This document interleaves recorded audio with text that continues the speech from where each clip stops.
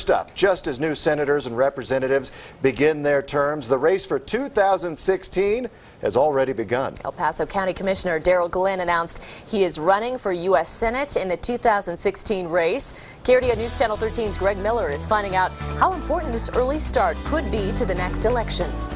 It wasn't too long ago most TV commercials seemed to be about politics. So you make do with less. I'm tired of the same failed policy. Well, get ready for it again. The first candidate for the U.S. Senate race, a race that's still 22 months away, has already thrown his hat into the ring. Out talking to people, there are people that are having problems right now that need to be dealt with. Darryl Glenn admits his campaign is off to an early start, but that may not be a bad thing. It's got obvious advantages. Most people think that it's a good thing. Andy McElhaney spent 14 years in the legislature as a Colorado Republican leader, though he has not endorsed a candidate yet. While they're trying to make up their mind, Darryl can be out collecting endorsements and money, which shuts out those sources to any potential opponents that are coming up. And he says the race will be huge in 2016. So that we've been a swing state in the last few election cycles.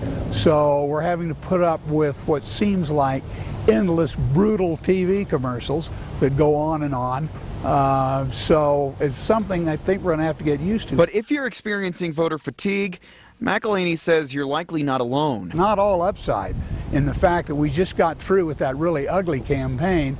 People may not want to hear from a candidate right now. Whether you want to get used to it or not, Decision 2016 is already underway. Greg Miller, KRDO News Channel 13. Thanks, Greg. By the way, Glenn was just re-elected to the commissioner's seat in last November's election. He grew up in the Springs and cites his 20 years in the Air Force along with city and county public office seats as experience to move on to the Senate.